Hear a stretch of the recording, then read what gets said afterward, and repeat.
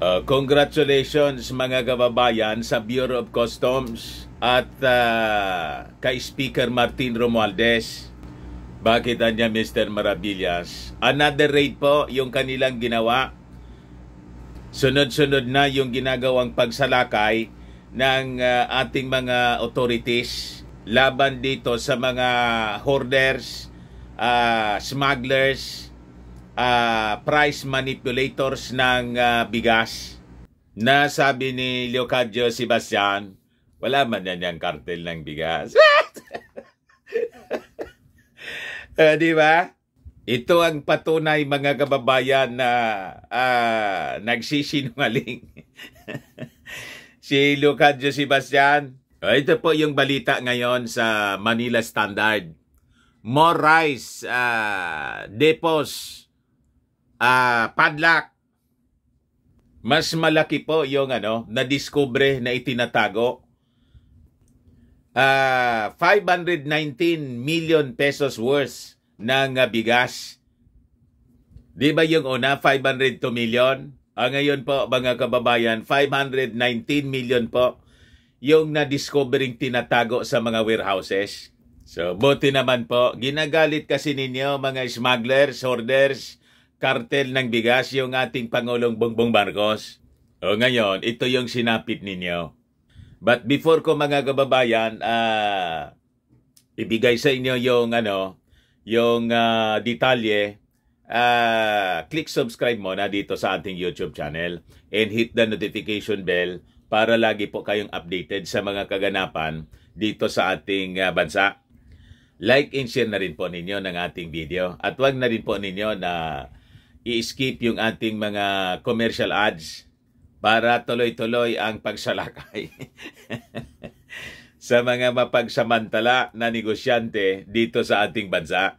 Sabi dito mga kababayan sa balita, customs agents and lawmakers led by Speaker Martin Romualdez on Wednesday raided 4 warehouses in Bulacan province that yielded 519 million worth of rice grains and palay. So siguro magtatanong po kayo, bakit kasama po palagi si Martin Romualdez? Ang sagot po nito mga kababayan, siya po yung nag-warning last year dito sa mga smugglers sa kartel ng bigas na umayos anya kayo. Di ba may nangyari po ng congressional investigation tungkol sa mga nangyayaring walang tigil na pagtaas ng presyo ng bigas, pati yung onions. So noon, nag-warning yung ating Speaker of the House. Ito na ngayon. Kasi hindi pinakinggan yung kanyang warning. Kaya siya mismo ang nangunguna mga kababayan sa pagre-raid sa mga bodega ng bigas dito sa ating bansa.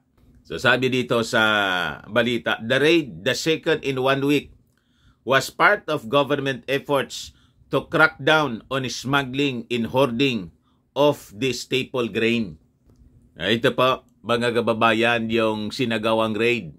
Napakarami na nakaimbak na mga bigas, mga kababayan, sa panibagong warehouses na sinalakay ng ating mga authorities. So talagang tama po na wala man talagang shortage.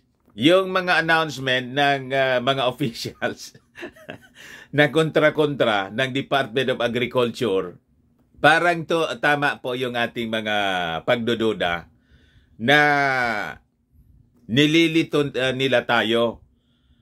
And I think it is, giving signal doon sa mga barkada nilang mga smugglers. Di ba? Sasabihin, sufficient yung supply. Sunod, sasabihin, hindi anya. Kulang na anya yung ating supply. With that mixed statement, mga kababayan, confusing statements from the DA, na-justify po yung pagtatago ng bigas para i-manipulate yung presyo nito in the market. Nakita ninyo kung paano sila gumawa ng pera? What? Ganon kasimple mga kababayan. So sabi rito, Romualdez warned rice traders and importers to immediately release their supply to the market at fair prices or face possible confiscation of the rice tax as well as prosecution in accordance with the law. Hindi kasi ninyo siniseryoso. So tama itong ginagawa mga kababayan ni Martin Romualdez. Kumpiskahin lahat. Tapos ibenta ng mura mga kababayan sa mga kadiwa centers o sino yung logi ngayon. And other than that, pafilan sila ng kaso para papanagutin sa batas. Ito yung sinasabi natin. Hanggat walang nakukulong po dito sa mga hoarders, price manipulators, smugglers, talagang magpapatuloy sila po mga kababayan sa pagsasamantala. Kasi sa tingin natin, talagang may mga kasabwat na galing po sa iba-ibang agencies ng ating gobyerno. Yun po siguro, Speaker, yung isunod po ninyo. Yung mga kasabwat, kailangan na makulong po sila. Lalo yung mga kasabwat na galing sa gobyerno. So sabi ni Martin, rice found to be smuggled or hoarded should be forfeited in favor of the government, in favor of the people's interest for distribution or sale at a very low price. Sabi po niya, ito yung magaling mga kababayan na Speaker of the House. Parang pang-presidente na rin. Di ba? As in an earlier inspection, Romualdez was joined by Representatives Erwin Tulfo, Wilfredo Mark Inverga, and Ambrosio Cruz Jr. to observe upon Robio's invitation. At the same time, President Ferdinand Marcos Jr. approved the Department of Trade and Industry's proposed 3-year food logistics action agenda aimed at ensuring food availability, accessibility, and affordability. Yung mga nagsasabing walang ginagawa yung ating Pangulong Bongbong Marcos, ito na po yung patunay na yung ating Pangulong Bongbong Marcos ay may may limit yung kanyang pasensya. Ngayon, napiko na po kasi yung ating Pangulong Bongbong Marcos kasi sinasadya na po at pinapahiya mga kababayan yung kanyang administrasyon at nagiging weapon ng mga critics, ng mga dilawan to attack the government.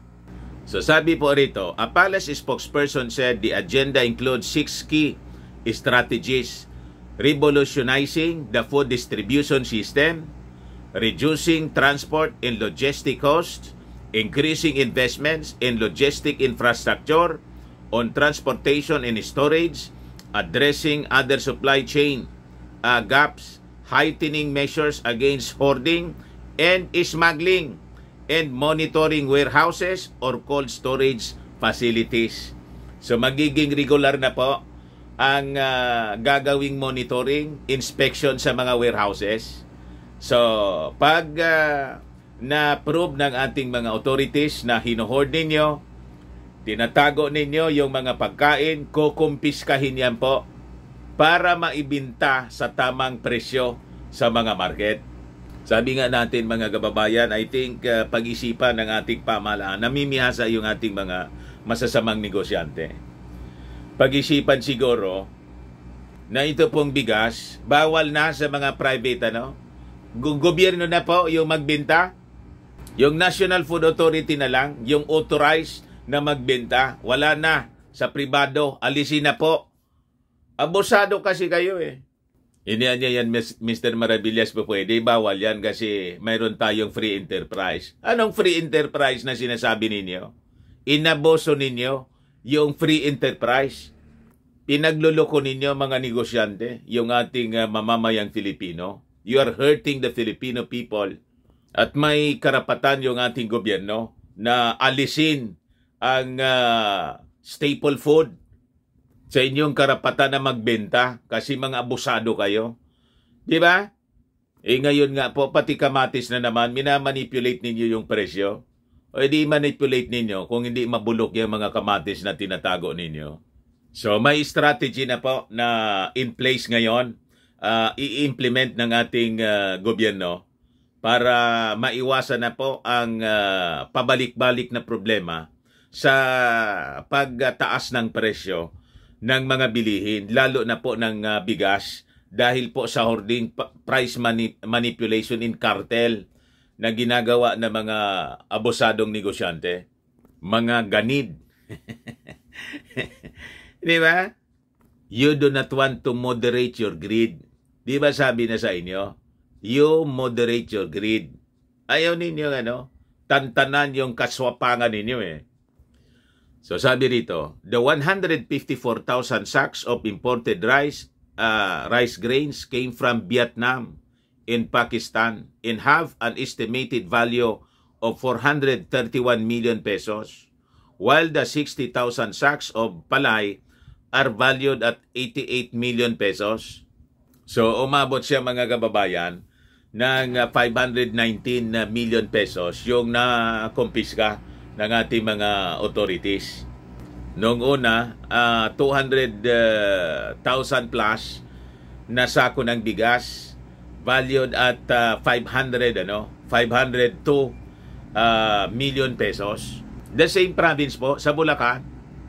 So sabi rito sa balita, yesterday we had a sectoral meeting with the President who gave a clear directive about how we can help stop the rising cost of rice in the market.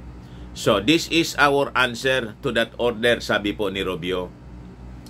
We have just discovered 4 warehouses storing rice grains in palay. And if the owners of these warehouses fail to show proper documents that they rightfully paid the taxes and duties they owe to the government, then we will take immediate legal action and confiscate the items here. On August 25, the BOC also padlocked 3 warehouses in Balagtas, Bulacan, which yielded stored rice worth 505 million pesos. 500 million pala.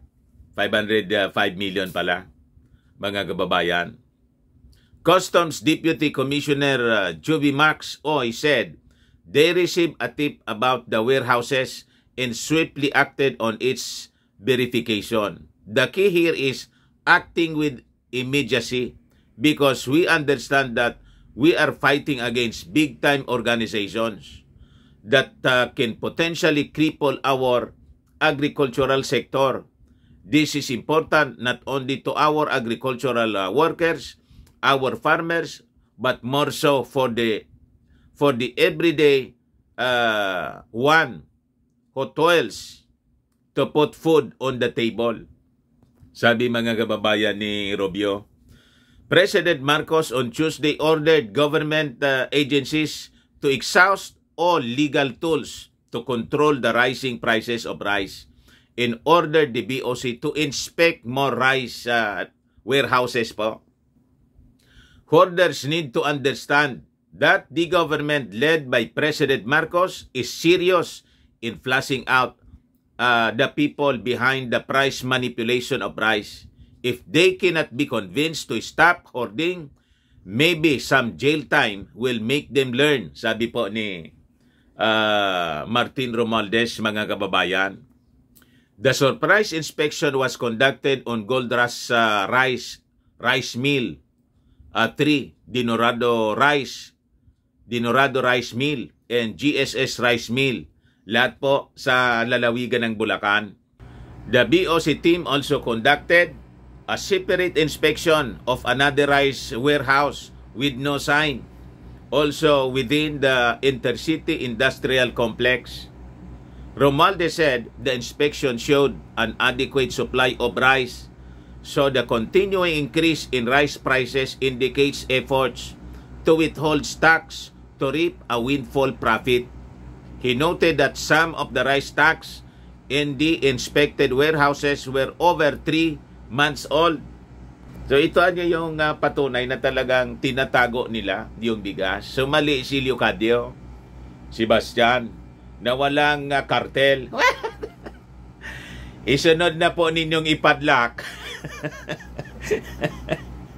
Isama na ninyo po, Mr. President and Speaker of the House, na ipadlock kasama ng warehouse na pinadlock po ninyo na napakaraming nakaimbak na tinatago Inohord, parte ng kartel ng bigas na sabi ni Leocadio, walang kartel. Isama na niyo dyan. Para araw-araw, paggising niya, nakikita niya na ito pala, totoo pala na may kartel. What? Isama ninyo sa ipadlak dyan sa warehouse, si Leocadio. So, meanwhile, at the palace, Communication Secretary Cheloy Garafil said, the Food Logistic Action Agenda was approved during a meeting attended by Trade and Industry Secretary Alfredo Pascual and other government officials. It is committed to a whole of government approach where key agencies involved shall be required to prioritize, focus and allocate funding on specific initiatives.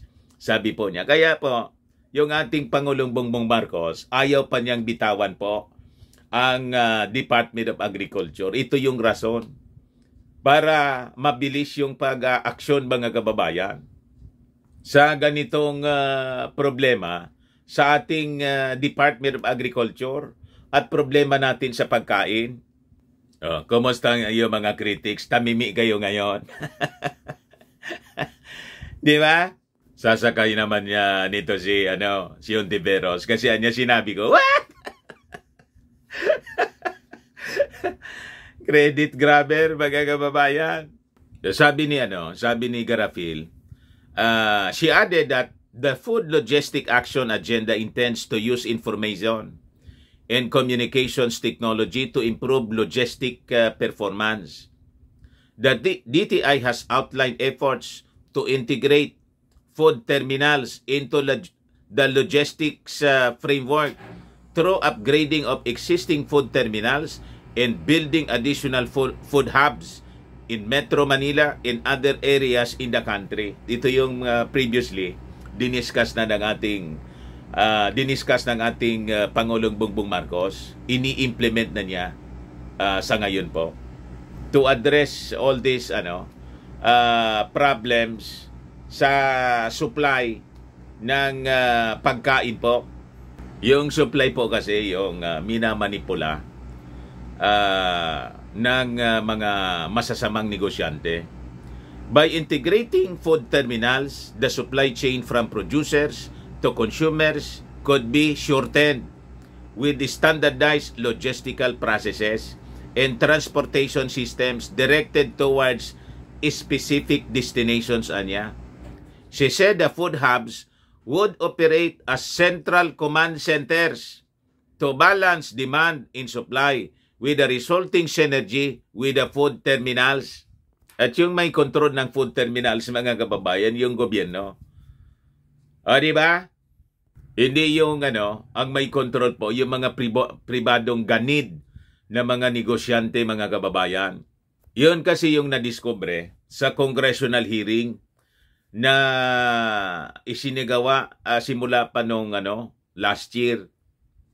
So sabi po rito, citing Pascual's report, Garafil said, the DTI has a pilot project with the Nueva Vizcaya Agricultural Terminal, or INVAT, and the United States Agency for International Development to help small and medium enterprises transition to mature e-commerce businesses.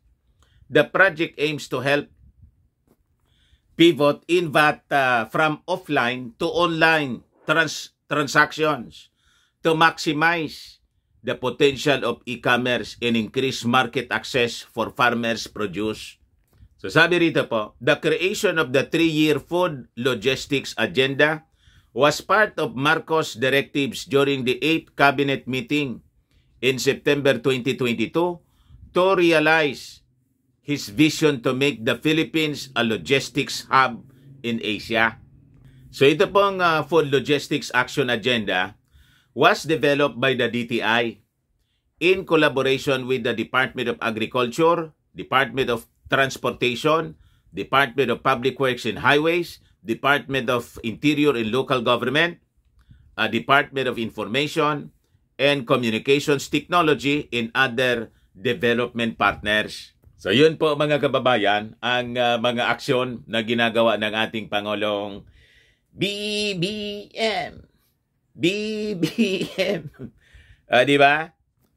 And by the way pala na mga kababayan, gusto rin natin na magpaabot ng condolences to the family ng ating kasama sa hanap buhay na si Mike Enriquez.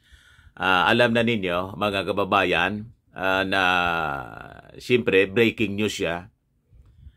Binawian na po ng buhay si Mike Enriquez. So mamimiss nating lahat yung kanyang programa sa 24 oras, investigador, as iba pang mga programa niya sa radyo at telebisyon. Yung kanyang brand na pagsasalita, mamimiss natin yung di namin kayo tatantanan, di ba? At saka yung excuse me po. Yan ang mga signature statements mga kababayan ni Mike Enriquez, isang haligi ng industriya sa pamamahayag. So sabi dito sa balita, PBBM extends condolences, pays tribute to Mike Enriquez. So sabi ng ating Pangulo, we are saddened by the news of the passing of veteran actor Mike Enriquez, a pillar in our broadcasting industry. He dedicated his life to delivering unbiased news to the Filipino people, President Marcos said on his official X account, yung Twitter na naging X na ngayon po. Iwan ko naman kay Elon Musk kung bakit maganda niyan yung Twitter. Papalitan pa ng pangalan. Wala sigurong naisip. In-X na lang. What? Di ba? Our heartfelt thoughts are with his family and loved ones during this time, sabi ng ating Pangulong Bongbong. Namatay po si Mike Enriquez sa edad na 71. Hindi pa man masyado pong matanda. Enriquez was one of the anchors of GMA's newscast 24 oras and the host of Investigador among other radio programs on GMA's DCWB. In a statement, the GMA network said that Enriquez joined the broadcast industry in 1969 and then became part of the network in 1995, wholeheartedly serving the Filipino audience for 54 years, mga kababayan. So, ganun talaga po ang buhay ng tao.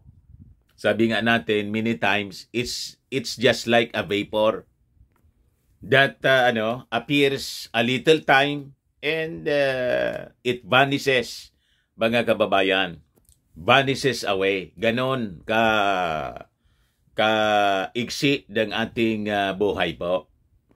But anyway, mga kababayan, again, condolences, our condolences to the family ni Mike Enriquez po. Baka lang gusto ninyo itong itry, Firmax Firming and Lifting Cream, pinapahid po sa mga pulses and affected area. Mainam po sa paninigas ng mga kaso-kasuan. Ito naman po, Automax Regen Serum. Sa mukha naman yung application. Anti-aging po siya. You will look 10 years younger than your age. Sa mga cancer patients naman po, baka lang gusto ninyo itong itry. Nengxia Red Mix Fruit Drink. Hindi man po siya gamot, food supplement siya. Kaya lang, gawa siya mga kababayan sa goji berry. Yung goji berry may anti-cancer properties. Yung mga inquiries ninyo, dumiretso na lang kayo sa aming messenger sa Facebook para masagot namin agad. Okay po? Ako po si Dante Maravillas. Bye-bye. God bless.